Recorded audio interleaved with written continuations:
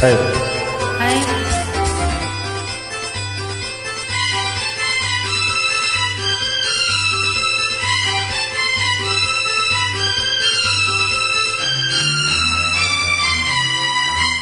ஒரு காதல் கடிதம் வெளி போடும், உன்னை காணும் சபலம் வரக்கூடும்.